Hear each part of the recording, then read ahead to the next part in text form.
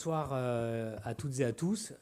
Ravi de vous retrouver pour cette nouvelle tribune de l'actualité latino-américaine et caribéenne, la TALAC, maintenant qui est ce rendez-vous mensuel, exceptionnellement plus ou moins un mardi aujourd'hui, qui normalement se passe plutôt chaque troisième jeudi du mois. Bienvenue à ce rendez-vous mensuel qui est organisé, qui vous est proposé par la Maison de l'Amérique latine et qui est donc, comme son nom l'indique, une tribune, un moment, une rencontre sur l'actualité latino-américaine et caribéenne. Et bien sûr, elle ne cesse d'être intense de semaine en semaine. Ce soir, on a le plaisir de consacrer cette séance à Cuba. On a choisi un titre assez simple, assez ouvert, c'est Où va Cuba? C'est la question du soir.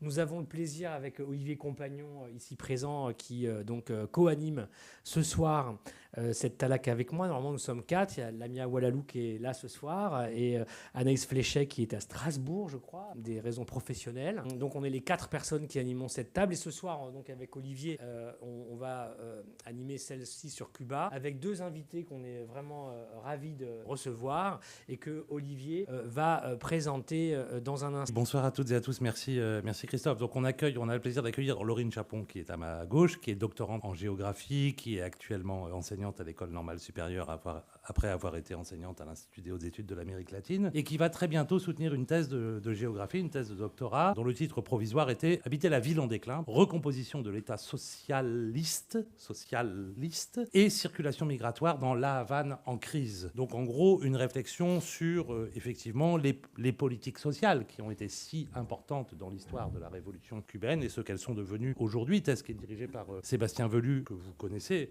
puisqu'il est déjà intervenu dans cette tribune sur les questions énergétiques en Amérique latine. Et Laurine a publié pas mal de choses, et je cite 2 travaux récents auxquels vous pouvez accéder en ligne, si vous le souhaitez. Un article paru en 2024 dans la revue Sud, qui s'appelle « Recomposition de l'État social et vulnérabilité résidentielle, la politique du logement socialiste à Cuba ». C'est compliqué à dire à l'oral. 1960-2024, donc tu es une géographe qui fait de l'histoire, manifestement, puisque tu es prête à remonter 64 ans en amont dans tes réflexions. Et puis d'autre part, je mentionne un autre article également paru l'an passé, L'Église, l'État et la Santeria, fabriquer le territoire avec et depuis le fait religieux à la Havane. Et puis évidemment, notre autre intervenante, c'est Jeannette Abel, dont vous connaissez le nom. Moi, une des choses que je trouve très intéressantes dans cette tribune, c'est de mettre en présence 2 spécialistes de Cuba qui ont arpenté le terrain toutes les 2 et qui ont 2 générations d'écart, en fait, qui ont 60 ans d'écart en gros. Et je trouve que c'est une des dimensions très intéressantes de cette tribune. Vous connaissez toutes les 2 très bien le terrain. Alors Jeannette, plus que toi, par la force des choses, en quelque sorte. Donc Jeannette est politiste, c'est l'une des chercheuses françaises et internationales qui connaît le mieux Cuba de l'intérieur depuis le début des années 1960. Et elle a notamment publié un livre très important, alors il y a longtemps, mais très important en général et notamment par rapport à cette séance, donc livre de 1989, qui s'appelle « Rupture à Cuba, le castrisme en crise ». Donc la crise, c'est un peu le thème que nous allons aborder aujourd'hui. Et puis surtout, Jeannette a publié d'innombrables articles qui permettent de suivre la conjoncture cubaine. En fait, depuis les années 60, elle a même co-signé des articles avec Fidel Castro, pour vous dire, parce que là, j'ai épluché sa bibliographie et j'ai vu des articles en espagnol parus en 1965, co-signés avec Fidel. Mais notamment, voilà, elle a beaucoup publié depuis le début des années 90 sur, au fond, voilà, cette transformation qui intervient après la chute de l'Union soviétique et période spéciale, etc. Je cite un de ses articles récents, par exemple, que j'avais trouvé très intéressant, paru dans la revue internationale et stratégique en 2018. Cuba, une nouvelle constitution, pour quelle transition? Le point de départ de notre réflexion, il est en fait très basique. C'est un constat qui est que Cuba est en crise aujourd'hui, c'est indéniable. On parle assez peu de Cuba, je trouve, dans le monde médiatique français, mais on en reçoit parfois un certain nombre d'images de cette crise. Une des images les plus classiques, ce sont les coupures d'électricité générale et nationale. Je lisais un document que tu m'avais envoyé hier. Il semble que la dernière en date soit de septembre et paralyser le pays pendant 24 heures en quelque sorte. Mais en fait, cette crise, évidemment, c'est une crise multiforme. Et je me tourne vers toi, donc Laurine, pour une première question. Alors d'abord, comment caractériser cette crise dans toute sa diversité et notamment, je dirais, du point de vue économique. Concrètement, c'est quoi Cuba aujourd'hui économiquement? Comment vit le pays? Comment survit ou survit la population? Comment tu peux lancer la discussion sur cette question-là? Oui, merci beaucoup Olivier. Merci à toutes et tous d'être ici pour discuter de Cuba. Donc la La crise à Cuba, c'est avant tout une crise économique inflationniste. L'île est marquée par une forte inflation essentiellement depuis 2021 et la crise de la Covid-19, j'y reviendrai un petit peu. C'est une inflation de plus de 400% sur les prix. Pour vous donner une idée d'ordre de grandeur, quand j'ai commencé mes terrains à Cuba en 2021, 1 euro valait 70 pesos nationaux. J'ai réactualisé le taux juste avant de venir. 1 euro vaut aujourd'hui 500 pesos. Du coup, 500 pesos. Donc c'est un ordre de grandeur qui donne une idée, sachant que les salaires mensuels sont de 5 000 pesos à 10 000 pesos mensuels et qu'un carton d'œufs vaut 30 vaut 3 000 pesos. Donc voilà, pour vous donner un peu des ordres de grandeur de cette crise inflationniste qui affecte les personnes au quotidien et qui génère notamment des pénuries alimentaires. C'est aussi, comme tu le disais Olivier, une crise énergétique avec un vrai problème d'approvisionnement électrique, avec des pénuries d'électricité. La dernière en date, c'était hier, et c'était une pénurie de 12 heures. Voilà, bon, c'est récurrent. Il y a des coupures de courant qui sont programmées au quotidien. À La Havane, et encore plus particulièrement dans les périphéries, dans les périphéries et dans les villes secondaires du pays que je connais un peu moins. Ces coupures d'électricité, elles sont à la fois liées à des avaries sur les centrales thermoélectriques qui produisent la quasi-totalité de l'électricité du pays. Seulement 5% de l'électricité est produite par des énergies renouvelables à Cuba. J'y reviendrai, mais ça peut paraître paradoxal dans une île tropicale très ensoleillée. Et c'est notamment un des moteurs de la transition aujourd'hui, qui est présenté comme un élément de sortie de crise par le gouvernement, cette transition énergétique. Problème lié aux avaries et aux problèmes d'approvisionnement en pétrole. Cuba produit seulement 20% du pétrole consommé nationalement et 80% vient essentiellement du Venezuela, de la Russie et du Mexique. Avec la crise actuelle au Venezuela, ces importations ont été transformées. Et puis du coup, au quotidien, cette crise énergétique, elle affecte à la fois les transports. Le système de transport public à La Havane est affecté, avec des transports publics qui sont bondés ou qui ne passent tout simplement plus, des problèmes d'eau et des problèmes de gestion des déchets. Et puis depuis très récemment, à peine cet été, c'est aussi une crise sanitaire qui affecte l'île, avec la résurgence d'arboviroses, donc des maladies vectorielles comme la dengue, le ropuche, le chikungunya et voilà, globalement. Fort cas de dengue, le gouvernement a enfin reconnu officiellement 42 000 cas et 44 morts officielles depuis août. En fait, c'est des morts... Donc la crise, bon, on la voit effectivement, je dirais, depuis la population cubaine, en quelque sorte, depuis le quotidien de la vie à Cuba. Très concrètement, alors de manière synthétique, on ne va pas pouvoir développer sur tous les points, mais très concrètement, de quoi vit Cuba aujourd'hui ? C'est-à-dire que l'économie cubaine, elle fonctionne comment ? Quelles sont les ressources de l'économie cubaine, Laurine ? Et après, on va te filer la parole. Et après, oui. Concrètement, la première source de devises étrangères de Cuba, c'était le tourisme, notamment développé à partir des années 2010. Et c'est pour ça qu'il y a aujourd'hui une forte crise. Le tourisme a complètement chuté à partir de la Covid-19. On est passé de 4 millions de touristes en 2018 à peine 2 millions aujourd'hui. Les services médicaux, les médecins cubains qui sont envoyés à l'étranger et qui ont aussi connu une baisse avec la crise Bolsonaro et le Venezuela. Et puis les remises diasporiques qui ont été affectées par la politique de Donald Trump et puis la Covid-19, mais on en reparlera, j'imagine. D'accord. Donc en gros, et par exemple, l'importance de l'exportation de services médicaux, quand même, ça reste un élément important. Donc tu disais, bon, Bolsonaro, évidemment, oui, au Brésil, qui était une des destinations du service médical, a interrompu cela, mais ça reste une donnée importante. Dans quel pays, enfin juste à titre d'exemple, quelques pays Venezuela essentiellement, ouais. Brésil quand même encore un peu, ouais. et je ne sais pas, après un peu, on a vu, oui. Ouais. Voilà, essentiellement Venezuela, Brésil, Amérique latine, j'imagine. Dans ce panorama, comment tu...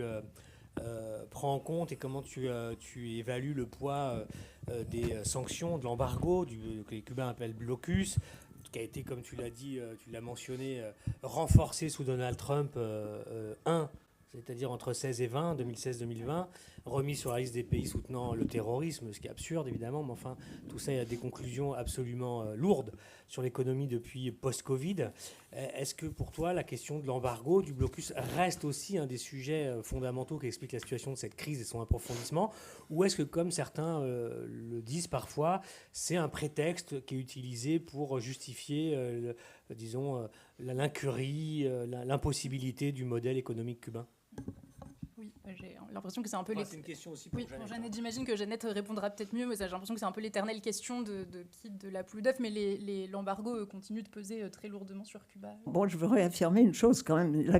J'imagine que vous avez déjà dit que la crise était absolument terrible, qu'on est dans une situation dramatique littéralement à Cuba aujourd'hui, et qu'il y a plusieurs causes. Donc la première, et j'insiste toujours sur ça, c'est la sévérité, l'ampleur des sanctions. C'est plus de 60 ans, plus de 6 décennies de sanctions, et de sanctions terribles, et qui sont d'autant plus terribles, d'autant plus graves, qu'on est, comme disent les Américains, 90 miles from home. On est à 150 km des États-Unis. Donc on n'est pas le Vietnam et la Chine. J'en dirai peut-être 2 mots tout à l'heure sur le plan des perspectives. Alors, cela étant dit, donc sévérité très grande de l'embargo et aggravée depuis le premier mandat de Trump, évidemment encore aggravée maintenant avec le deuxième mandat. Bon, si on veut, on peut donner beaucoup d'exemples. Il suffit, je dis toujours, Jean Mandelson qui est là le sait comme moi, ancien ambassadeur, il suffit de demander aux entreprises françaises qui essaient d'investir à Cuba et elles vous raconteront comment les sanctions économiques s'appliquent, y compris sur les banques. Alors, après, les difficultés, je voudrais juste te dire 2 choses, je ne sais pas comment on va le traiter après. Il y a 3 raisons à la crise actuelle. Alors la première, c'est l'embargo, les sanctions, c'est très important. Si on veut parler du reste, il faut parler de la politique économique et de la stratégie suivie par le gouvernement cubain, de ses contradictions et de ses difficultés, et le pourquoi de ces difficultés, pourquoi les contradictions, et évidemment les conséquences sociales de cette stratégie économique qui ont beaucoup à voir aussi avec la gravité de la situation aujourd'hui et quelles sont les perspectives ou du moins quelles sont les différentes trajectoires. J'annonce un peu ce que je voulais dire, les différentes contradictions de cette stratégie économique et les raisons pour lesquelles beaucoup de divisions ont lieu actuellement au sein du Parti communiste et le 9e congrès du Parti communiste cubain qui devait avoir lieu au mois d'avril est reporté, s'inédié pour l'instant. Je ne voulais pas t'interrompre, au contraire, je voulais te relancer. C'est quoi ces contradictions, en quelques mots? Les contradictions du modèle qui sont une explication de la crise aujourd'hui? Les contradictions, pour résumer, parce que c'est un peu compliqué, face à la crise et face à cette situation, il était indispensable de mettre le système est à bout de souffle. Pour résumer, c'est à peu près un diagnostic largement accepté, même par le gouvernement. Le problème, c'est que faire dans un pays dont vous savez qu'il est une fragilité géopolitique. J'imagine que vous êtes un peu au courant, vous suivez un peu ce qui se passe dans les Caraïbes en ce moment. Ce qu'on vient d'apprendre, qui est tout récent, c'est que le supertanker, le pétrolier, qui a été séquestré par les Américains, par des militaires américains, au cours d'une opération qui relève d'une piraterie maritime invraisemblable. On a tout simplement fait survoler le pétrolier en question par un hélicoptère. Des militaires sont descendus en rappel, je traduis le mot anglais, en rappel comme en montagne sur le desk, sur le pétrolier. Là, ils ont séquestré l'équipage qui, heureusement, n'a pas résisté. Le bateau, maintenant, le pétrolier, qui contenait 2 millions de barils de pétrole, est rapatrié au Texas. Une partie de la cargaison de ce pétrolier était destinée à Cuba. C'est pour ça que je tiens pour qu'on ait un peu une idée, puisqu'on parlait de l'embargo, de la gravité de la situation et de ce qui se passe. Bon, donc, les contradictions des réformes qui ont été mises en place par Raúl Castro en 2011, lors du 6e congrès du Parti communiste cubain, c'est que la conception de Raúl Castro et la conception de certains économistes était qu'il fallait mettre en place un système en voie du rétablissement d'une économie de marché, mais un rétablissement graduel et en faisant attention à ne pas sombrer, à ne pas rejoindre une économie systématiquement marchande, autrement dit une économie capitaliste, à cause des conséquences que cela pouvait avoir à Cuba. Bon, or, le gradualisme, la phrase de Raúl Castro, c'était toujours sin prisa pero sin pausa, qui voulait dire sans aller vite, mais sans s'arrêter. Cette stratégie-là de mise en place de réformes partielles, je les résume, mise en place d'une économie, d'abord d'un secteur privé d'une certaine importance, mais quand même très minoritaire, un secteur privé très contrôlé par l'État, n'ayant pas accès à un marché de prix de gros, mais un secteur privé qui a pris beaucoup d'ampleur et qui a commencé à être en parallèle parallèle d'un secteur public qui apporte un Cuba reste très important, a commencé à être un secteur privé dont l'essor devenait problématique, et je vais en dire 2 mots sur le plan monétaire par rapport au secteur public. Le problème, c'est que ce secteur privé était très limité au début. Je pense que certains d'entre vous savent qu'il y avait environ 100-150 petits métiers qui étaient autorisés, pas plus. Petit à petit, évidemment, ce secteur privé s'est développé et a cherché à devenir plus important. Et on a à ce moment-là légalisé ce qu'on appelle les MIPIMES, c'est-à-dire traduit en français TPE, PME, enfin petites entreprises, mais qui peuvent compter jusqu'à 100 salariés. Et je peux vous dire par mon expérience propre que c'est beaucoup plus que 100 salariés. Donc ce sont des PME importantes. Et là, ce secteur a donc pris de plus en plus d'ampleur. Et le problème, c'est que ceci s'est combiné avec une situation monétaire très complexe dans laquelle coexistent plusieurs monnaies. Le peso, qui est la monnaie nationale à Cuba, le dollar, l'euro et quelques autres devises secondaires. Ces contradictions monétaires ont été de plus en plus aiguës parce qu'en gros, le secteur privé qui se développait, et vous imaginez avec des entreprises de 150 salariés, étaient très souvent des salariés payés en dollars, alors que tous les salariés du secteur public sont payés en pesos. Si je vous donne le dernier taux de change actuellement, vous allez voir tout de suite, c'est environ $1 pour 440 pesos ou €1 480, l'euro étant toujours un peu plus élevé que le dollar dans les taux de change. Et donc, le problème, c'est que si vous êtes dans le secteur public, si vous êtes professeur, si vous êtes médecin, si vous êtes salarié de l'administration, vous avez un salaire qui est un salaire en pesos. Et ce salaire en pesos, il oscille entre 4 500, je peux vous donner des exemples précis, et 5 500 pesos. Sachant qu'une barquette de 30 œufs, je ne sais pas si vous l'avez dit,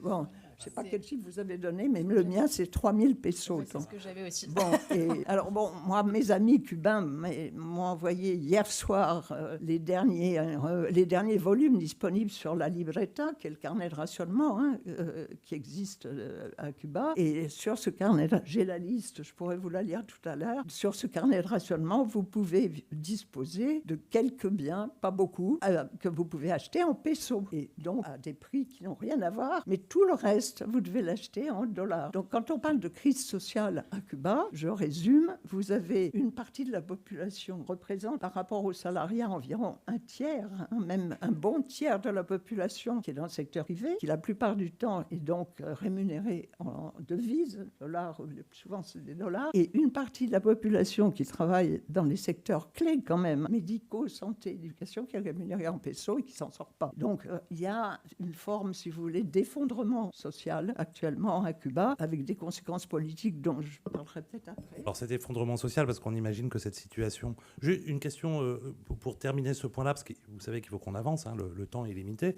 Pour terminer ce point-là, est-ce qu'on sait, en termes de production, de part de PIB, qu'est-ce que ce secteur des petites et moyennes entreprises produit et qu'est-ce que l'État produit? Tu sais, Laurine, ou pas? Tu as des données là-dessus? J'avais cherché le chiffre, j'avais vu 14% de la part du PIB que représentaient les petites et moyennes entreprises. Et peut-être pour ajouter, petites et moyennes entreprises qui sont largement alimentées par la diaspora cubaine dans un contexte aussi d'émigration massive de la population. Alors, justement, c'est à ça que je voulais venir, puisqu'on comprend bien qu'il y a toute une partie de la population, en tout cas, qui peine à survivre très concrètement. Et est-ce que l'une des conséquences sociales les plus visibles, au-delà des difficultés du quotidien, ce n'est pas effectivement l'importance des vagues migratoires très contemporaines, en sachant évidemment qu'il y a toute une histoire d'émigration à Cuba depuis 60 ans. Alors, il y a eu des phases d'émigration très politiques, évidemment. Est-ce que vous pouvez donner quelques éléments aujourd'hui, seulement sur ces départs de Cuba? Alors, moi, je peux donner 2 chiffres.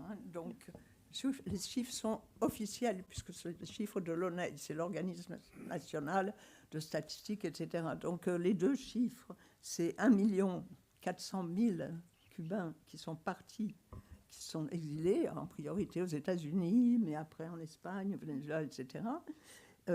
Ceci dit, la population, chiffre officiel aujourd'hui, est en dessous de 10 millions, sachant, je pense On approchait, vous le savez, on approchait des 12 millions il y a quelques années à Cuba. Donc c'est un départ massif, et un départ en plus qui touche les catégories professionnelles les plus importantes, les jeunes, etc. C'était les chiffres que j'avais aussi, c'est des bilans qui sont un peu... Enfin, la presse parfois étrangère, notamment émise depuis l'Espagne, donne des bilans un peu plus élevés des fois. J'avais noté les chiffres de 8,5 millions de personnes aujourd'hui à Cuba contre 11 millions 1 avant 2021. Bon, c'est un ordre de grandeur entre 1,5 million et 2 millions d'habitants et d'habitantes qui sont partis depuis 2022. Donc c'est extrêmement récent. Enfin, c'est une émigration qui est massive depuis la Covid-19. Et est-ce que c'est une émigration qu'on peut comparer peut-être que je vais dire une bêtise, je sais pas, qu'on peut comparer à l'émigration vénézuélienne contemporaine, c'est-à-dire qu'on sait très bien qu'au Venezuela, il y a eu des phases d'émigration très politiques, c'est-à-dire des gens qui ne voulaient pas vivre sous Chavez, etc., mais que la grande vague migratoire qui frappe le Venezuela depuis une dizaine d'années, c'est beaucoup une immigration pour des raisons économiques. Est-ce que c'est aujourd'hui à peu près la même chose ? Oui, moi je dirais que oui. Je réfléchis un peu à ça dans ma tête, mais l'État cubain a notamment libéralisé la possibilité de l'émigration à partir de 2013. Donc déjà, il y a eu l'ouverture possible permise par les politiques migratoires. Et puis, vous avez eu la mise en place du programme de parole par Joe Biden sous le mandat qui permettait un visa plus accessible aux Cubains, Vénézuéliens, Haïtiens et Nicaraguayens. Et du coup, ça a permis, ça a ouvert aussi une route migratoire importante. Et puis la route migratoire du Nicaragua, le Nicaragua a ouvert les visas aux Cubains. Et du coup, ça a vraiment ouvert la possibilité aux personnes de partir, moyennant des sommes entre 6 et 10 000 $. Et donc, beaucoup de personnes sont parties par le Nicaragua, remontées ensuite vers les États-Unis. Et en même temps, cette émigration est une manière pour les gens qui restent de survivre, puisque les circulations financières entre la diaspora cubaine et l'île sont très importantes. Vous avez une idée de l'ordre de grandeur que ça représente dans le PIB ou... Considérable. Alors, les chiffres trop récents, aussi entre 30 et 40%. Donc, c'est énorme, évidemment, parce que avec le taux de change, pour le peso, tous les dollars, tous les devises qui arrivent n'importe où, d'ailleurs, d'abord des États-Unis, mais d'Europe, d'Espagne, d'Amérique latine, sont échangés dans des proportions considérables. Donc, ça serait parti, pardon Olivier, mais ça serait parti, il faut comprendre, entre le secteur privé et le secteur public. Donc les bénéfices des deux secteurs ne sont d'ailleurs pas les mêmes par rapport aux remesses. Cette situation, on ne peut pas tout dire, on y reviendra, on a une discussion après avec le public, mais cette situation, on l'imagine bien, indépendamment des conséquences migratoires, provoque au sein de la population cubaine, j'imagine, des réactions, etc. Donc, quelle est aujourd'hui... Alors, moi, j'ai envie de vous poser... Moi, je ne suis pas du tout spécialiste de Cuba, vous le savez très bien. J'ai envie de vous poser une question extrêmement naïve, dans le rôle de l'ingénu. Comment ça tient ? Voilà, d'abord, comment ça tient ? Puisque c'est tellement dur, donc comment ça tient ? Est-ce que ça tient parce que c'est complètement militarisé ? Je sais que c'est beaucoup plus compliqué que ça. Et quels sont aujourd'hui les mouvements sociaux, on va dire, qui sont à l'œuvre à Cuba ? Ça tient aussi parce que, je ne dirais pas militarisé, mais ça tient aussi parce que là, il y a une répression et un contrôle social très important, un contrôle social et un contrôle politique. Mais la première raison, ce n'est pas celle-là, parce que sinon, on peut donner beaucoup d'exemples dans le monde de pays où la répression, la militarisation, l'appareil policier, etc., est au moins aussi puissant qu'il l'est à Cuba. Et comme vous le savez, ça n'a pas empêché des révoltes populaires. Bon, alors il y a eu, avant de répondre précisément à Olivier, il y a eu une révolte populaire nationale en 2021. Et c'est une révolte populaire, c'est la plus importante de toute l'histoire de la révolution cubaine depuis 1959.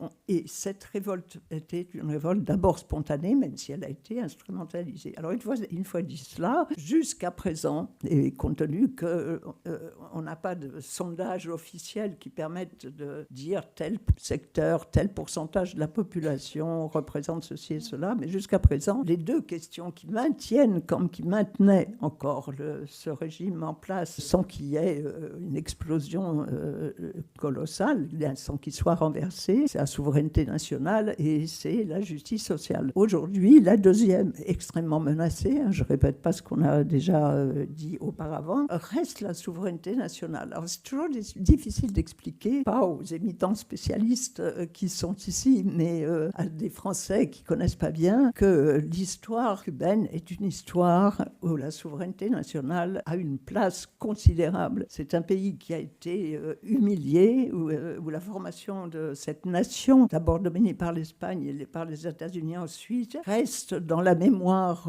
populaire, et elle reste d'autant plus qu'elle s'est accompagnée d'une libération, d'une fin de l'esclavage. Donc il y a eu à la fois une révolution nationale et une révolution sociale à la fin du XIXe siècle et au début du XXe siècle.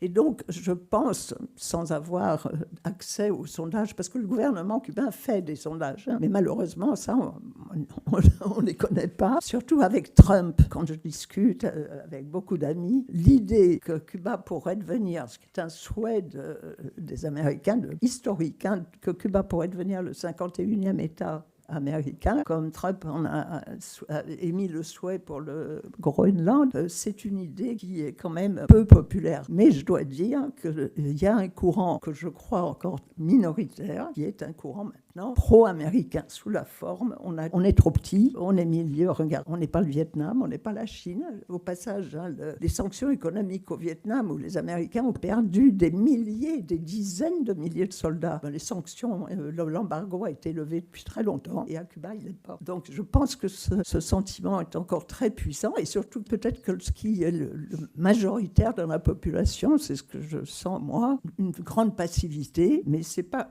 seulement ça, mais je crois que ce qui est majoritaire, il n'y a pas d'alternative. Les gens ne voient pas qu'est-ce qu'on pourrait mettre à la place, mais probablement la majorité, me semble-t-il, et je suis prudente, n'est pas non plus prête à passer sous le joug du grand voisin du Nord. Oui, il me semble, c'est ce que je voulais rajouter, que j'ai l'impression qu'il n'y a pas la possibilité, enfin les alternatives sont peu envisagées, notamment chez les jeunes. Alors à la Havane, on n'entend tout et rien dans les discussions de taxi, les gens disent c'est peut-être les Russes qui vont nous reprendre, mais on est un peu loin. Enfin, il y a un peu des conversations, bon, c'est des conversations de comptoir, mais du coup la difficulté à se projeter dans le futur, à la fois la lassitude d'un quotidien qui est quand même pénible, et donc pour les jeunes, la difficulté à penser d'autres voies. Moi, je le vois dans toutes mes amies qui ont émigré aux États-Unis, notamment. Il y a quand même l'idée qu'un système capitaliste n'est pas celui souhaité non plus. Les gens ne sont pas complètement naïfs, mais quelle alternative au socialisme qui a été proposé à Cuba.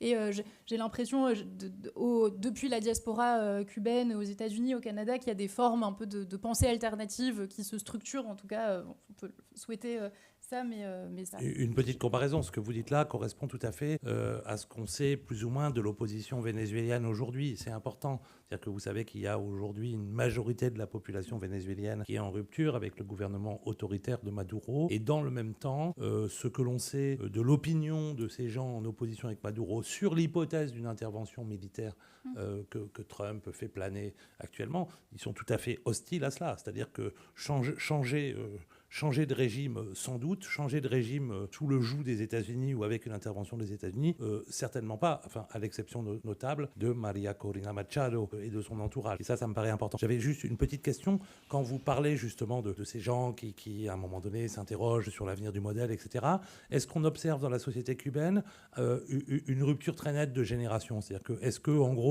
on a encore des vieux de la vieille, au fond, qui n'ont peut-être pas connu qui ont connu la révolution pour les plus âgés, ou en tout cas qui ont connu le caste fidèle, etc. Et une jeunesse qui serait au contraire peut-être un peu déconnectée par rapport à l'histoire héroïque de la révolution. Est-ce que ce conflit-là, il existe dans la société ? Oui, mais la rupture générationnelle, c'est un élément de la crise de légitimité du régime. C'est une vraie rupture générationnelle maintenant. Bon, il y a eu 5 générations depuis 1959, donc je ne sais pas si je peux donner plein d'exemples de ça.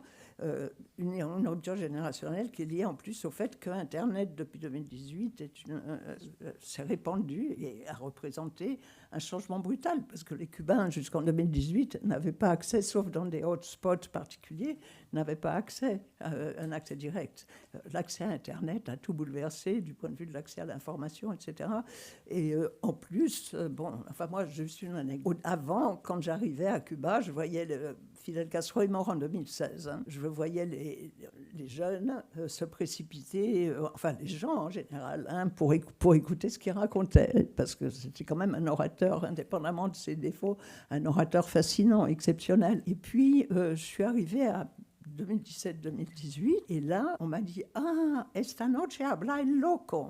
Cette soir, le fou va parler. Et pour utiliser une expression de Max Weber, c'était un leader charismatique, sans l'ombre d'un doute. Son charisme s'était routinisé et c'était extrêmement perceptible. Et malheureusement, la direction politique du pays n'en a pas compris. Et d'ailleurs, je pense que ce qui reste de la génération historique n'a toujours pas compris. Un tout petit point de nuance sur cette question de la rupture générationnelle, parce que j'ai aussi pas mal rencontré de personnes âgées ou assez âgées qui finalement ont fait la révolution, ont été à la baie des cochons et puis terminent leur vie à Miami actuellement.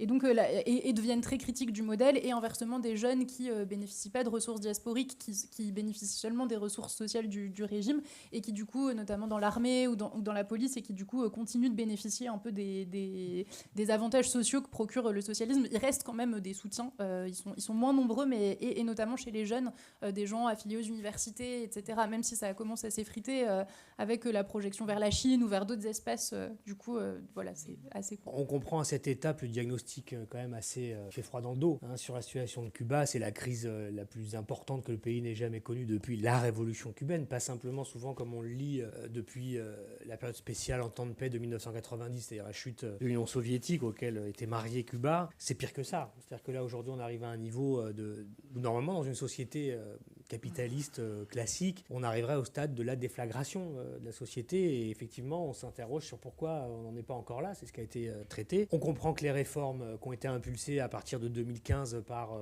Raúl Castro, une fois que Fidel Castro était un petit peu moins directement associé aux affaires, n'ont pas abouti, n'ont pas fonctionné.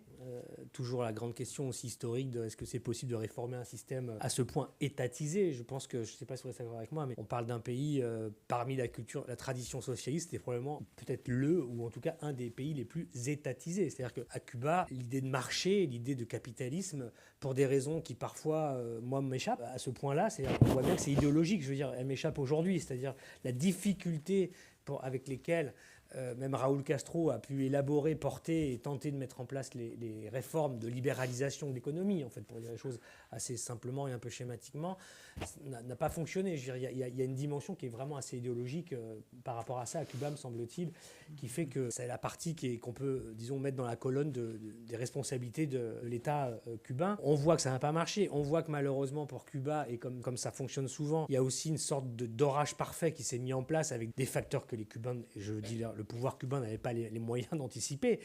C'est à la fois Trump, les sanctions en 2019-2020, c'est la Covid. Cuba, ça a été dit, je veux dire, toute la stratégie de relance de l'économie pour libéraliser, c'est la stratégie du tourisme qui s'est effondrée et qui a été asphyxiée par les Américains. Moi, j'étais sur place au moment où ça se passait. Je veux dire, moi, j'arrive au moment où les bateaux n'arrivaient plus de touristes. Donc, les Cubains ils commençaient à paniquer parce que les bateaux arrivaient, ils n'arrivaient plus avec les touristes qui venaient dépenser du dollar, etc. Tout ce qui a été dit, c'était ça le combustible, en fait, de la stratégie de relance du modèle économique cubain, des réformes, de l'actualisation du modèle socialiste, comme disait Raúl Castro. Bon, il y a eu la Covid, il y a eu les sanctions, il y a eu tout ça, le tourisme qui est pas reparti, et aujourd'hui on en est là où on en est. Donc on comprend bien la gravité de la situation à Cuba, et je disais tout à l'heure, on se demande comment ça explose pas. Bon, on peut continuer d'en discuter. J'ai envie de la poser autrement, la question, c'est est-ce qu'on peut arriver au constat que Cuba est un pays aujourd'hui en 2025, la société et ses dirigeants, une société qui finalement... de manière assez résignée, vit son impasse. Et est-ce que c'est une société qui voit un avenir en fait à ce pays, ou est-ce que c'est une société, et là plus les dirigeants, qui finalement ne regardent leur histoire que dans le rétroviseur de ce qu'a été ce pays? Est-ce qu'il y a là-dessus des discussions? Est-ce qu'il y a des endroits, des choses qui se passent? Est-ce qu'il y a des rapports de force qui peuvent nous permettre de comprendre que disons, ces discussions-là existent par rapport à l'impasse dans laquelle ils sont?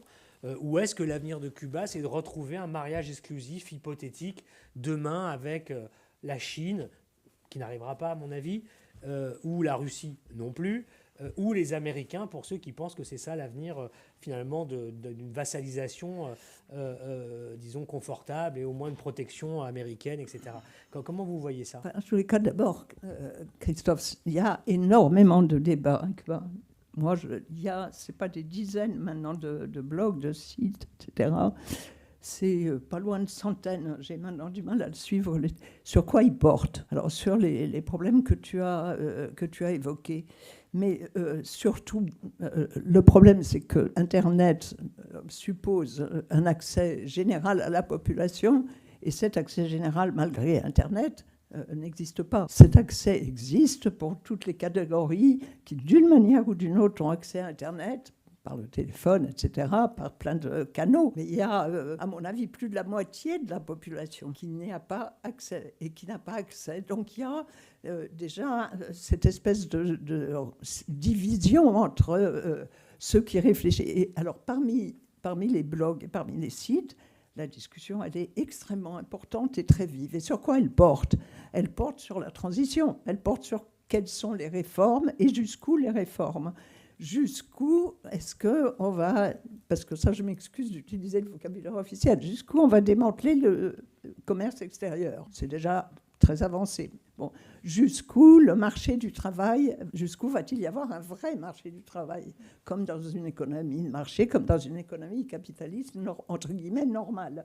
Ce n'est pas le cas actuellement. Une entreprise étrangère, aujourd'hui, est obligée, quand elle embauche, et il y a beaucoup d'investissements étrangers, y compris de cubano-américains, ce qui est une partie du problème politique et des divisions qui existent, mais vous êtes investisseur, vous êtes obligé d'embaucher en passant par ce qu'on appelle una agencia empleadora, donc une agence pour l'emploi, si vous voulez, mais c'est l'État qui, d'une part, sélectionne, mais surtout rétribue, récupère une partie des salaires versés par l'entreprise, par l'entrepreneur, et récupère une partie de ces dollars, de ces devises, en dollars ou en euros.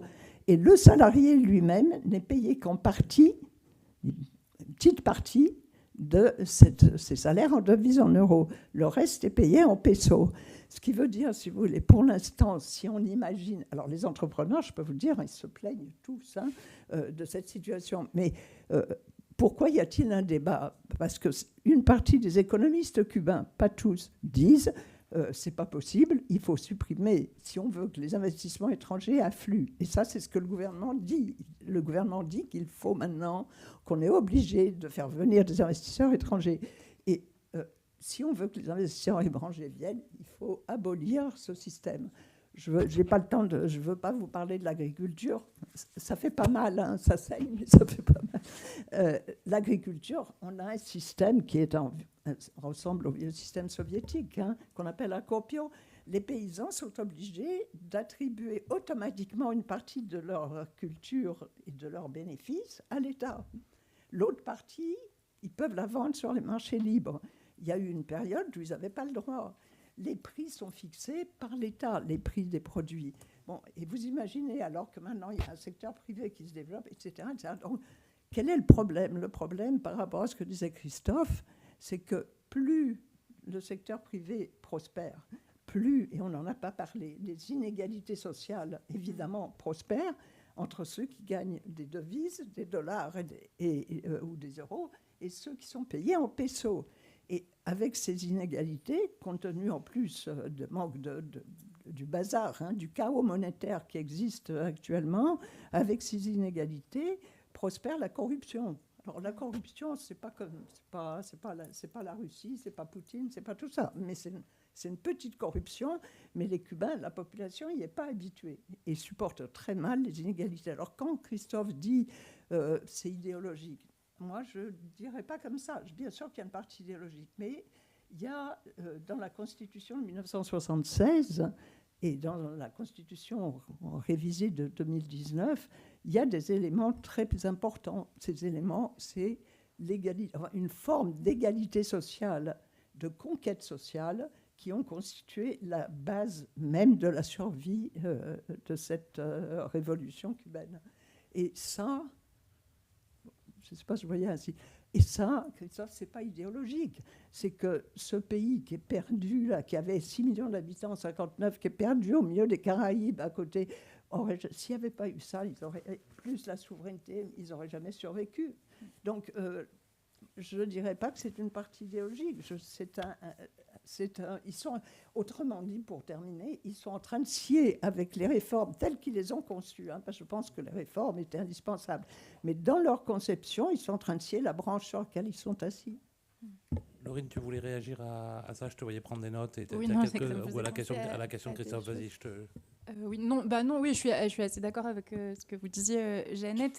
Mais il y a aussi quand même des gages qui sont donnés au marché assez importants. Les entreprises étrangères, là, ces fameuses MIPIMES, elles ont été autorisées à importer justement à l'étranger en 2024. Et ça, c'est un changement majeur dans la libéralisation du marché, parce que ça veut dire qu'elles ont le droit d'acheter sur des plateformes comme Alibaba, Temu en Chine et d'importer pour revendre. Donc ça ouvre au marché de gros. Il y a quand même le développement de toute une idéologie entrepreneuriale. Le marché immobilier a été légalisé en 2011. Les Cubains n'avaient pas le droit d'acheter et de vendre des biens immobiliers. Ils ont le droit depuis 2011. Donc il y a quand même des gages qui sont donnés à cette libéralisation, mais toujours avec des tensions et des contradictions. Moi, j'ai fait pas mal d'entretiens avec des agents immobiliers, des urbanistes, des professionnels de la ville qui ont bien conscience des difficultés du modèle capitaliste de la ville néolibérale telle qu'elle a été très bien étudiée et qui disent, bon, on veut pas reproduire ça. Et donc, on est en train de chercher une voie cubaine de gouvernance de la ville qui est pas si facile à trouver et donc c'est compliqué. Peut-être deuxième voie de sortie, en tout cas dans lequel se projette le gouvernement, c'est la question énergétique. Là, je suis retournée à Cuba en août 2025. Il y a vraiment toute une publicité sur l'énergie solaire et les panneaux électriques qui viennent de Chine aujourd'hui essentiellement, qui vont sauver l'île. Panneaux photovoltaïques, oui, voilà, panneaux photovoltaïques. La Chine qui est dans une crise de surproduction énorme de dispositifs électriques actuellement et qui du coup écoule largement sur le marché cubain. Mais il y a des panneaux un peu de publicité, propagande, je ne sais pas comment on les appelle, partout dans l'espace public qui montre des Cubains en train de monter des panneaux photovoltaïques et avec clairement écrit la transition passera par l'énergie solaire. Et ça, c'est assez intéressant aussi dans la reconfiguration de la place de l'État à travers la matrice énergétique. Et du coup, peut-être que, voilà, selon si ça marche ou pas, il y a vraiment la projection à terme 2050, 50% de l'électricité produite par ces panneaux énergétiques. Et dernière la question migratoire aussi, il y a une nouvelle loi migratoire en 2024 qui a été votée avec une reconnaissance beaucoup plus importante du rôle de la diaspora dans l'économie cubaine. Alors, reconnaissance pas politique encore, mais reconnaissance économique pour capter ces devises. Et donc là, Cuba est un peu en train de se transformer aussi en État émigratoire. C'est les termes d'un géographe qui travaille sur ces questions. Un peu comme le Liban, en fait, où la diaspora va être plus importante que la population cubaine à l'étranger va être plus importante que la population nationale. Et donc, comment repenser aussi l'État cubain avec cette diaspora et les limites aussi de l'État, qui sont pour l'instant économiques et pas politiques. Et il y a pas mal de parallèles. Des gens connaissent la situation du Liban pour en parler avec beaucoup, donc très différents aussi, mais sur les situations. Une petite question de pure information par rapport à ce que je viens de dire. C'est qui les premiers partenaires commerciaux aujourd'hui de Cuba?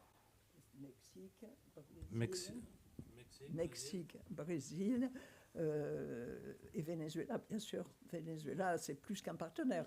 Venezuela, c'est beaucoup plus c'est un pacte de sécurité, un pacte... Depuis la fin des années, depuis la fin des années 1990 et l'accession de Chavez au pouvoir. Vas-y. Olivier, il y a un truc qui me semble important et qui est au cœur aussi de la crise, et on n'en a pas parlé, je pense que Laurine connaît...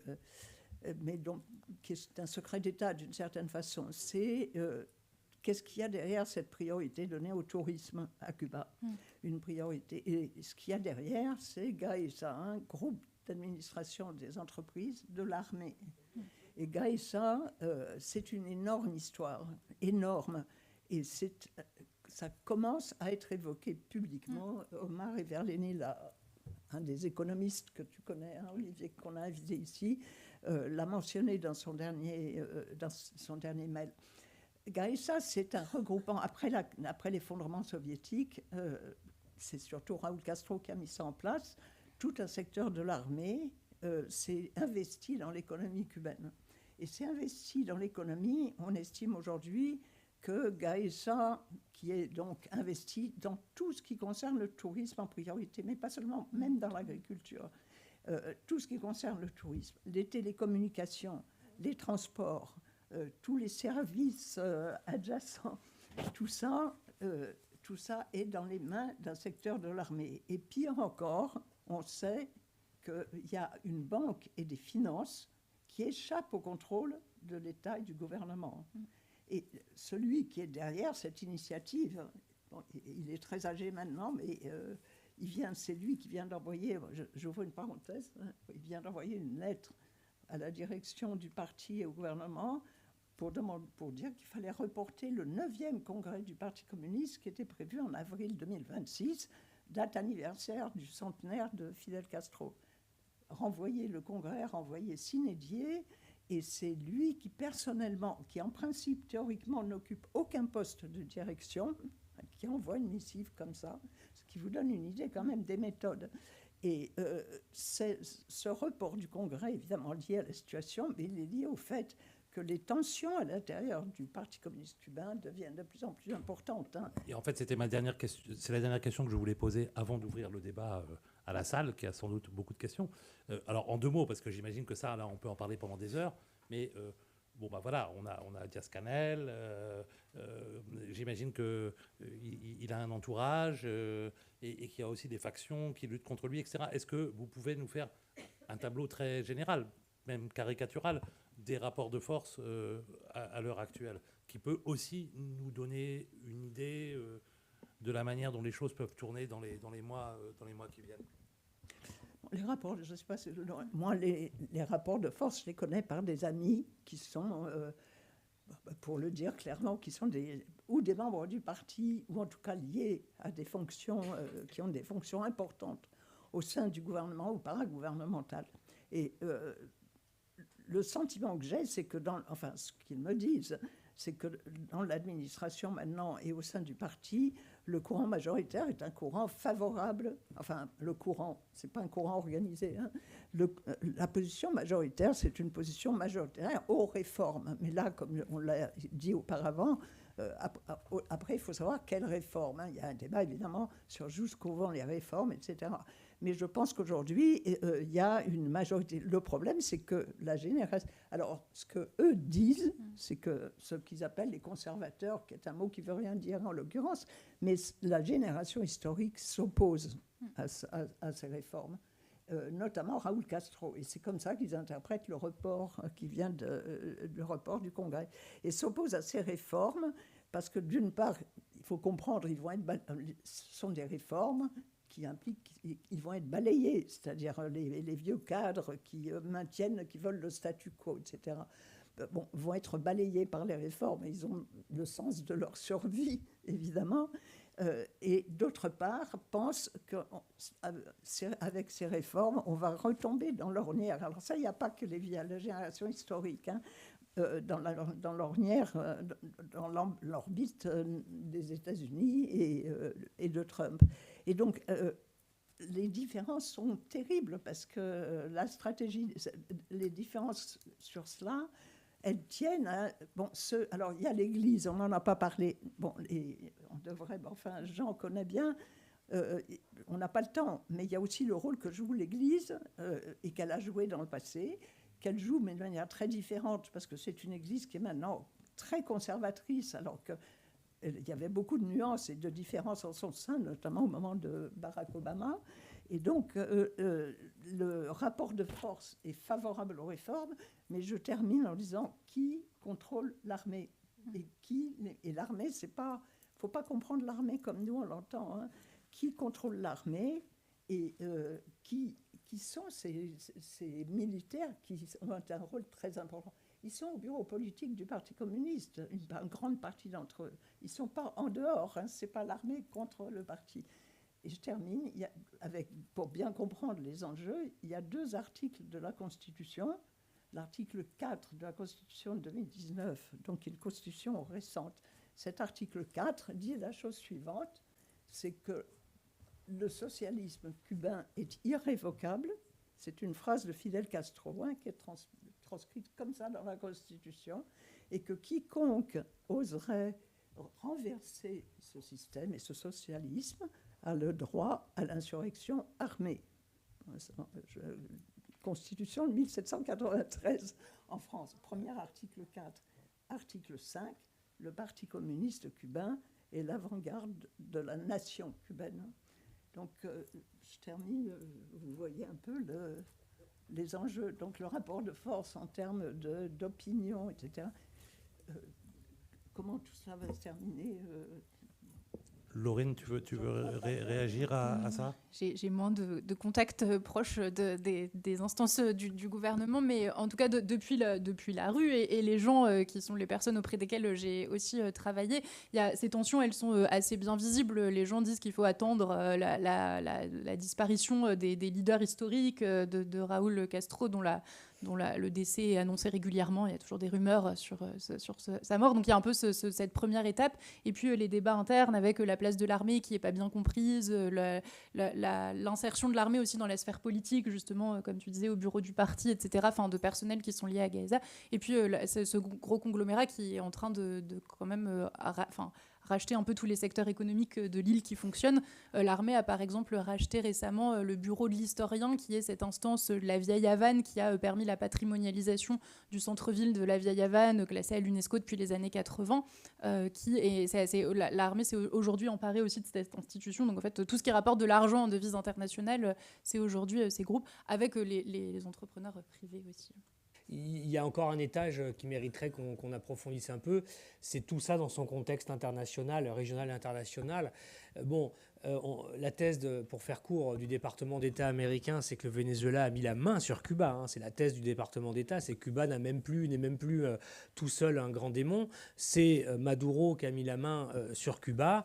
Et donc la stratégie, en tout cas de Rubio, de l'aile conservatrice, c'est en tapant le Venezuela, on va aussi récupérer Cuba derrière, etc. Donc ça, c'est quelque chose que je veux mettre un peu comme ça dans la discussion. Est-ce que vous répondrez aux questions, vous le direz dans les commentaires?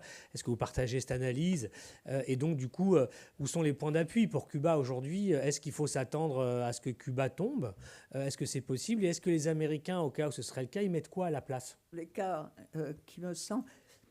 Il y a quelqu'un que je connais qui est un grand spécialiste américain, qui est en plus un chercheur, etc., à l'université qui est à Washington, qui s'appelle William Leo Grande, et qui a résumé la situation de la façon suivante. Il a dit que toute la politique américaine depuis des décennies faisait en sorte qu'aucune opposition pour l'instant cubaine, proprement cubaine, puisse alimenter l'idée d'un regime change, d'un changement de régime, puisse prendre la place.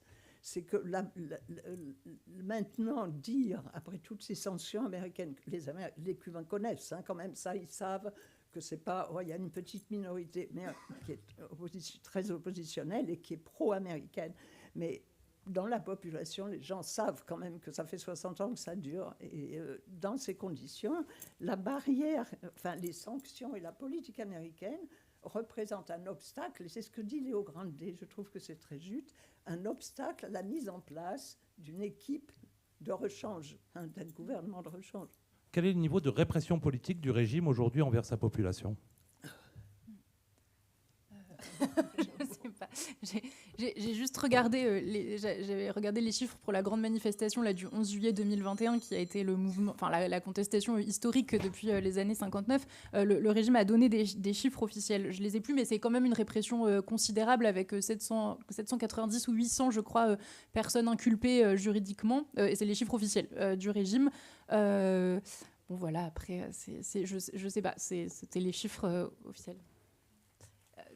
C'est pas une répression... je suis pas politiste, mais c'est quand même un contrôle autoritaire fort, notamment sur les journalistes, les opposants politiques qui subissent des menaces, mais c'est un régime diffus, un peu de contrôle aussi. Ça reste un contexte autoritaire de répression, mais avec l'emprisonnement quand même des opposants politiques et des journalistes indépendants. Oui, alors les oppositions, Olivier, je peux faire un panorama rapide. Vas-y. Non, mais fais-le, parce qu'après, il faut donner la parole à la salle, mais vas-y, parce que je trouve que c'est une question très importante. En résumé, il y a une petite minorité maintenant qui est pro-américaine.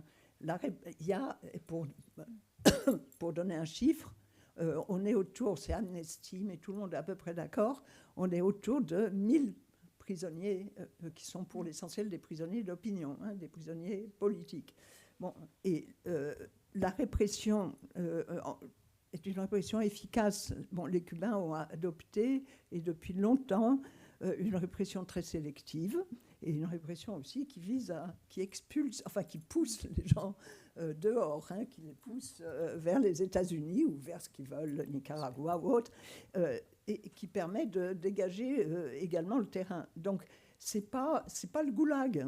Faut faire attention. C'est pas. Alors bon, dans toutes les discussions que j'ai, c'est pas Ceausescu, c'est pas la Roumanie, c'est pas la Russie, c'est pas ça. C'est efficace et en ce moment particulièrement d'ailleurs nocif au sens où un des jeunes que je connais, Alejandro Lujardo, qui est un jeune qui a manifesté en 2021. Il y a dans cette manifestation très importante en 2021, qui était une manifestation spontanée, qui a été instrumentalisée, ça c'est certain, par Miami, mais qui était une manifestation spontanée. Il a été pris en train de manifester. Et ce qui lui tombe dessus, il a 25 ans ou quelque chose comme ça, c'est un jeune black en plus, c'est un historien, et ce qui lui tombe dessus en termes d'emprisonnement, c'est hallucinant. Donc il y a, quand je disais crise de légitimité, il y a un gouvernement. Alors ça, voilà, ça alimente quoi ? Ça alimente le fait qu'il y a une... Alors il ne faut pas mélanger tout. Cette opposition, Umpacu, qui était l'opposition probablement la plus importante pro-américaine, son principal dirigeant, José Daniel Ferrer, a été... on lui a donné le choix, ou la prison, ou partir. Il est parti. Donc il est aux États-Unis. Mais à part ce secteur-là, qui est minoritaire, mais absolument pro-américain, et en laissant de côté la passivité de beaucoup de secteurs de la population dont on a parlé, il y a maintenant une opposition qui se veut démocratique et qui s'appelle Cuba Proxima et qui est appuyée sur un secteur de l'Église et dont le principal dirigeant est actuellement en Espagne et que je connais, qui s'appelle Roberto Veiga, qui avant était le rédacteur en chef de Espacio Laical, qui était la revue de l'archevêché, une revue de l'archevêché qui a été très liée à l'ancien cardinal que Jean a connu, etc. Et donc, ce secteur-là, ce n'est pas la même chose. C'est un secteur qui se dit contre l'embargo, mais qui veut rétablir une économie de marché généralisée, une démocratie représentative, etc., etc. Et qui est un secteur qui travaille, qui fait des propositions institutionnelles, etc. Et en dehors de ça, mais je termine là-dessus, il y a aussi une gauche critique. Il y a des économistes qui proposent des stratégies différentes. Il y a un secteur important, mais dont je ne sais pas comment ils peuvent, qui s'exprime et qui écrit, qui veut réformer le système, mais qui veut le sauvegarder. Et peut-être un mini point en plus, ce qu'on observe aussi depuis 2024-2025, là, c'est la recrudescence de formes de contestation ordinaires qui sont largement relayées sur les réseaux sociaux. Donc c'est des micro-épisodes contestataires de revendications d'accès à l'eau, à l'électricité, etc., qui sont, elles, prises en charge et encadrées par le régime. Le Miguel Díaz-Canel, là, en octobre 2025, a fait un discours public en disant que ces réclamations, qu'il a appelées réclamos, étaient légitimes, mais qu'elles devaient passer par les instances institutionnelles du Parti communiste et les instances municipales, mais donc une forme un peu de légitimité. Et du coup, il y a plein de vidéos sur les réseaux sociaux qui montrent des gens qui tapent sur des casseroles ou qui demandent de l'eau, et la police qui vient leur dire ok, mais pas dans la rue, il faut que tu ailles au Parti communiste pour demander. Et donc, je trouve intéressant sur la manière dont les contestations sont encadrées. Alors cette fois... Alors j'avais deux questions. Une qui porte sur la capacité de Miguel Díaz-Canel à infléchir justement les positions du Parti communiste à Cuba. Quand j'y étais, j'ai travaillé notamment sur les relations entre Cuba et le Vietnam, et il avait dit vouloir s'inspirer justement du modèle vietnamien pour envisager le futur de Cuba. Aujourd'hui, enfin, par rapport à ce que vous me dites, j'ai l'impression qu'il représente quand même les tensions qui peuvent exister justement au sein du PCC, où il dit tout et son contraire. Et justement, je me pose des questions sur sa capacité à infléchir aujourd'hui les positions du Parti communiste. Et je me pose des questions aussi sur sa légitimité au sein du PCC, quoi. Et j'ai une deuxième question qui porte aussi sur l'insécurité alimentaire, parce que vous avez abordé beaucoup de sujets. L'année dernière, il y avait quand même une augmentation substantielle de l'insécurité alimentaire. Il y a eu des dons qui ont été faits par des pays étrangers. Aujourd'hui, Qu'est-ce qui a été mis en place comme mesure pour pallier à ça? Parce qu'il y a eu quand même des réformes au niveau du système de rationnement. Les années ont passé et il y a beaucoup de condiments de base qui ont diminué. Non, mais je pense Laurine dira, mais je pense qu'une des grandes erreurs, c'est dans tous les textes des principaux économistes, hein, ceux qui sont à Cuba et ceux qui sont à l'extérieur. Il y en a beaucoup qui sont à l'extérieur. Mais Omar Verleni, par exemple, est à Cuba et je dis ça parce qu'il a été professeur invité à 3 reprises à l'Institut des hautes études d'Amérique latine. Donc on le connaît, en tout cas Olivier le connaît, je le connais bien. Il y a Omar Verleni, par exemple, qui s'exprime beaucoup, qui a une place importante et qui a mis en cause Gaëssa, justement, tout récemment. Lui, son aspiration, c'est le Vietnam. Et donc, il n'arrête, c'est le Vietnam, et les rapports avec les Vietnamiens, avec le Vietnam, avec les dirigeants vietnamiens sont très importants. Il y a notamment actuellement des cultures de riz à Cuba qui sont exploitées par des Vietnamiens, par des entrepreneurs vietnamiens. Évidemment, le Vietnam, c'est 100 millions d'habitants, hein, mais c'est plutôt le Vietnam que la Chine. La Chine, vous imaginez, 1,4 milliard d'habitants, ça n'a pas grand-chose à voir. Mais le Vietnam, en plus, il y a des liens historiques. Donc, ça, d'une part. Et les échanges, effectivement, y compris sur le plan militaire. Bon, et l'autre chose, le problème de la sécurité alimentaire, qui est très important, c'est un rapport avec Gaïssa, c'est un rapport avec le fait que le choix du prioritaire du tourisme, qui est en chute libre, hein, c'est, je crois, 19% de moins que les années précédentes. Donc, c'est quelque chose de ce choix-là, c'est un choix qui a échappé. C'est en tout cas à mon affirmation qui a échappé à la direction. C'est le poids de l'armée, de Gaïssa, de ces secteurs-là. Parce que c'est là-dedans qu'ils sont investis. Il y a des trucs... Enfin, moi, j'ai croisé, tout à fait par hasard, pas par fréquentation, mais j'ai croisé Bouygues à Cuba. Et Bouygues avait une place privilégiée à Cuba auprès des dirigeants cubains et des investissements. Et ils se réjouissaient d'ailleurs en général d'être payés rubis sur l'ongle. Hein. Et peut-être sur la question de la sécurité alimentaire aussi, la stratégie qui est aujourd'hui prise du tout importé et de la légalisation des MIPIMES. Je regardais un chiffre aujourd'hui, 70% de la nourriture qui est consommée à Cuba, elle est importée. Et du coup, il n'y a pas du tout le développement de systèmes productifs alimentaires pour produire localement de la nourriture. Et donc aujourd'hui, dans la Havane, vous pouvez acheter des paquets de galettes qui viennent j'avais fait un petit recensement d'étiquettes de galettes qui étaient produites en Turquie, qui passaient ensuite par la Colombie pour ensuite être exportées via la Bolivie à Cuba. Et donc en fait, c'est alors qu'on pourrait fabriquer ces galettes à Cuba, les étiquettes alimentaires sont pleines d'informations. Et du coup, il y a aussi cette question de la souveraineté alimentaire, au-delà de la sécurité alimentaire, qu'est-ce qu'on produit avec les ressources du territoire national. Et là, visiblement, c'est une des contradictions peut-être des choix économiques et stratégiques qui sont faits de miser sur le tout importé alors et du coup de ne pas développer des systèmes stratégiques. Il y a aussi plein d'Italiens, je pense ici à Tommaso Pirone qui est présent dans la salle, qui fait une thèse en sociologie sur la présence des Italiens, des investisseurs italiens qui sont très nombreux à la Havane aujourd'hui et qui importent massivement du parmesan, qui font des pizzas, tout ça. Et du coup, il y a cette question de qu'est-ce qu'on fabrique où et qu'est-ce qu'on importe. En fait, je suis à peu près totalement d'accord en dehors de l'usage de certains mots, je suis à peu près totalement d'accord sur tout ce qui a été dit. Et je trouve que les mots, je veux dire tout de suite, embargo ou blocus, c'est les deux. Il n'y a pas de mot en français. Il faut dire les deux, embargo / blocus. C'est plus qu'un embargo, c'est pas un blocus puisqu'on peut faire sortir, rentrer.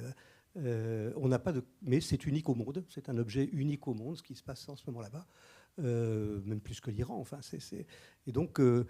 De la même manière, j'ai toujours un peu de réticence sur l'expression carte de rationnement. Ce n'est pas rationné, c'est une carte d'alimentation très réduite. Le reste peut être acheté sur le marché.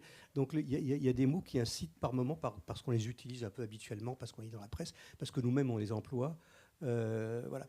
Je mentionne un petit peu cet unique petit désaccord, mais qui est le genre de discussion qu'on peut avoir entre nous, mais que je mentionne quand même parce que ça donne souvent une perspective un peu faussée par l'emploi. C'est pas un embargo, mais c'est pas un blocus. Ce que je vous dis, je ne sais pas. Alors, j'aurais deux points importants, très rapides, je sais. Petit 1, regardons la coopération étrangère française actuellement. C'est assez intéressant. Et je ne veux pas développer, mais je prends un exemple d'une discussion que j'ai eue très récemment avec voilà, il faut absolument remettre la centrale de Matanzas, l'énergie. Ce pays crève d'absence d'énergie, ce pays crève des coupures, mais on ne peut pas coopérer là, c'est carboné. On ne peut pas faire de la coopération carbonante, si j'ose dire. Donc, autre chose. Mais oui, mais sans énergie, il n'y a rien de possible. Alors là, bon, il y a une coopération internationale, européenne et notamment française, un peu paralysée par ça. Je le mentionne parce que ce n'est pas du tout neutre. Dernier point que je voulais dire, je crois qu'il y a beaucoup d'autres choses, mais c'est sur la dimension démographique. Je dis bien démographique. Pas seulement l'exil, les sorties. C'est vrai que quand Raoul avait dit en 2011, les Cubains auront bientôt le droit de sortir et de rentrer librement. C'est en suppression de la carte blanche. Ça a été fait en 2014. Et depuis, je connais, il y a quelques cas politiques, mais c'est des individus. Massivement, il y a eu une liberté. Simplement pour aller où et avec quel visa? Avec le Nicaragua. Donc ça règle le problème. Dans les discussions qu'on avait à l'époque avec les Cubains, on leur disait, mais jusqu'à présent, c'est vous les méchants du film. Demain, quand vous laissez les gens sortir librement, c'est nous les méchants du film, on ne donne pas de visa. Ça ne change rien. Voilà, il n'empêche que la chute était antérieure et elle n'est pas liée, elle est liée à un problème démographique avec l'Uruguay, mais pour d'autres raisons. Cuba a une démographie qui s'effondre pour des bonnes et des mauvaises raisons. Il y a des raisons bien, c'est le résultat d'une politique, le droit de la femme, l'avortement, le contrôle des naissances, enfin bon, ces choses positives. Et puis l'absence totale de perspective des jeunes qui ne font pas d'enfants, il n'y a pas de logement, le drame du logement. Donc voilà, il y a ces choses à prendre en compte sur une démographie qui s'effondre, compte non tenu du million de personnes qui viennent sortir. Voilà, compte non tenu. Et ça, c'est quelque chose qu'on voyait déjà il y a assez longtemps. Pardon d'avoir été un peu long, mais...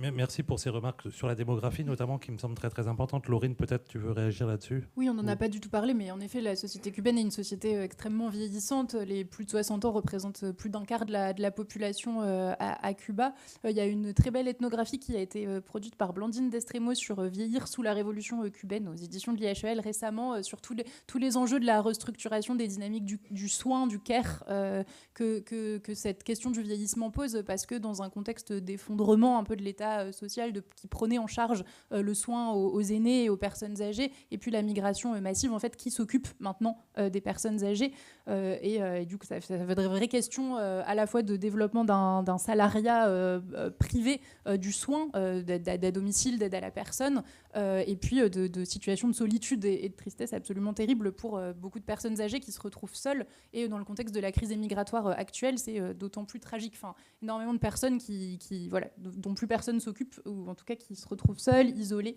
avec des familles transnationales, et donc voilà. Le livre de Blandine Destremos, Vieillir sous la révolution cubaine, 19 € dans toutes les bonnes librairies. Vous aviez une question? Bon, c'est pas une question, c'est une petite intervention parce que je suis cubaine, je suis française aussi, je suis réfugiée en France et je suis la présidente d'une concertation qui s'appelle De Frente et pour la démocratie à Cuba. Et dans cette concertation, on a 5 organisations. Parmi les 5, il y a Cuba Próxima. Donc, il y a Red Femenina, il y a Casa Nation, il y a l'Association France pour la démocratie à Cuba. Et nous, c'est une concertation parce que c'est plusieurs organisations avec plusieurs positions politiques. Mais on part de la position que les problèmes des Cubains, c'est un problème qui doit être résolu entre Cubains, avec le respect de la souveraineté. Et nous avons besoin d'un soutien international pour faire la médiation. Pour faire la médiation avec les gouvernements cubains, parce que on connaît que la politique américaine jusqu'à maintenant c'était les sanctions, et que les sanctions surtout ont été promovues par les républicains. Moi, je pense qu'au niveau États-Unis, c'est un peu difficile parce que les démocrates ont été toujours plutôt pour des négociations et changer un peu les règles de l'embargo. Et un exemple, c'est le cas avec Obama, qu'il a essayé de faire déjà des changements, mais ça a été interrompu aussi par l'Havane. Et nous, on propose un changement complètement pacifique, négocié, avec des médiations internationales éventuellement. Et on utilise la constitution actuelle qui dit que tout Cubain a le droit de présenter à l'Assemblée nationale une loi électorale provisoire pour pouvoir amener la situation dans l'Assemblée nationale populaire à des réformes institutionnelles qui permettent l'empodération de la société civile. La société civile cubaine actuellement voit que, et depuis un moment, que les conglomerados, on dirait la corporation Gaesa, c'est une corporation qui est opaque, où n'a pas la possibilité de donner des informations même au congrès du parti, c'est-à-dire tout l'argent qu'il y a en conglomerado ou corporation Gaesa, ça reste entre les militaires.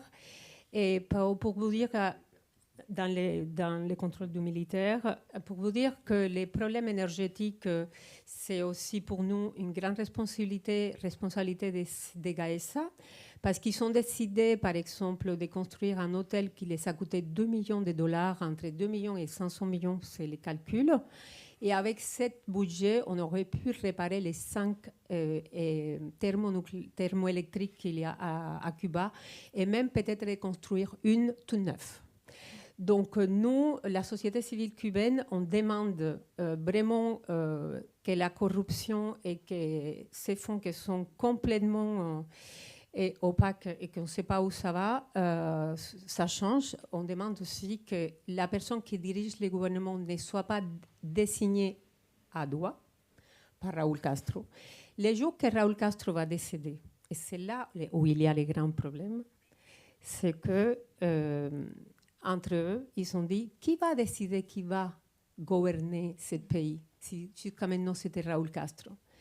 Et c'est ça les grands problèmes. On dit s'il y a des gens qui pensent que c'est important un peu d'humanité, que la crise humanitaire soit résolue et que les personnes qui croient à la démocratie commencent à jouer un rôle pour qu'après ça ne vienne pas un problème de guerre civile. Et il faut faire quelque chose. Et je demande toujours aux pays européens, aux personnes qui sont dans la diplomatie, qui nous aident à faire la médiation, parce que les peuples cubains, ils ne peuvent plus. Non, il me semble que votre intervention est importante parce qu'elle nous permet quand même de...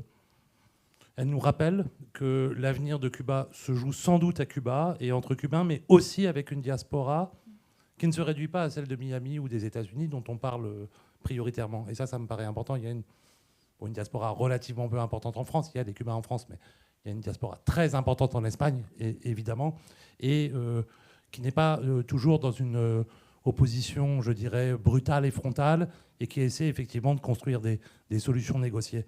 Est-ce que vous voulez répondre, dire un mot très très rapidement? Il nous reste très très peu de temps. Je voudrais bien reprendre une question, mais on doit vraiment arrêter à 20h30, donc une réaction super rapide, Jeannette?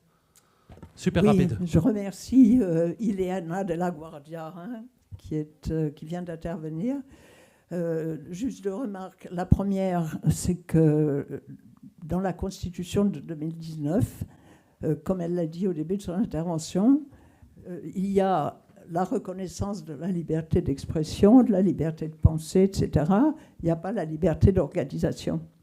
Donc à Cuba, il y a un parti, un seul parti qui se définit comme l'avant-garde de la nation, qui est un parti unique. Et évidemment, là, je partage. Ça, c'est un des problèmes politiques clés. À ceci près, il y en a que la question derrière, c'est quelle est la place dans le contexte actuel de la diaspora cubaine à Miami, en Floride. Et ça, c'est une histoire très compliquée, compte tenu de la politique qui a été menée. Je ne veux même pas citer Marco Rubio, que moi j'ai rencontré personnellement en Floride, à Miami, il y a longtemps, et qui est quelqu'un qui est une obsession, qui a le ministre actuel, enfin le secrétaire d'État américain aux Affaires étrangères, qui n'a qu'une obsession, c'est de détruire ce pays et sa résolution. Après, on peut discuter. Je trouve que la question qui était posée est absolument légitime. Sa solution est compliquée. Tant que le contexte actuel, tant que ce que rappelait Jean Mandelson existe. Vraiment 20 secondes, je vous fais confiance. Une dernière question après et c'est terminé. Justement, Cuba, il est en danger maintenant. Je pense qu'un des dangers, c'est le gouvernement cubain qui réprime constamment, même à l'opposition démocratique. Et comment aider à ce peuple qui veut réagir, mais qui ne veut pas tomber dans les mains de Marco Rubio et compagnie? Comment les aider? Parce que le problème, c'est, par exemple, quand on parle avec la gauche française, pas tous, on ne pouvait pas dire ça. Quand on parle, ah, vous êtes agent de la CIA, vous travaillez pour... Et non, on veut une sortie démocratique et même avec beaucoup de justice sociale. La gauche française est divisée quand même. Hein. La gauche française, comme on le sait, ne parle pas d'une seule voix en ce moment. Hein. Je me permets de le dire quand même. Et franchement, 1 minute, je te fais confiance. Non, je voulais simplement remercier les intervenantes et signaler qu'en Argentine, il vient de sortir un livre de Frank Garcia Hernandez. Il a 42 ans. C'est un sociologue, c'est un historien et un essayiste qui vient de sortir son livre qui s'appelle Cuba, une histoire critique, 1959-2025. Il vient de sortir, Maria Editorial, ce serait intéressant qu'il soit traduit en français. Et il parle des démographies, il parle de beaucoup de choses dont vous avez fait mention. Et c'est vraiment, c'est un marxiste. Hein. Il a été emprisonné dans les manifestations de 2021. Donc, c'est un livre intéressant, ça apporte à la discussion. C'est tout ce que je voulais dire. Et merci beaucoup. Merci beaucoup pour cette référence qui me semble une excellente conclusion. Je voudrais très chaleureusement remercier nos deux intervenantes. Et ça a été très clair. On a dit beaucoup de choses avec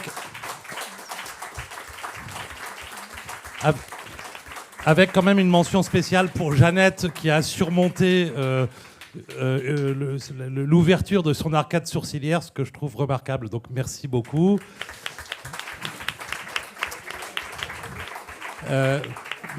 Merci au public toujours nombreux.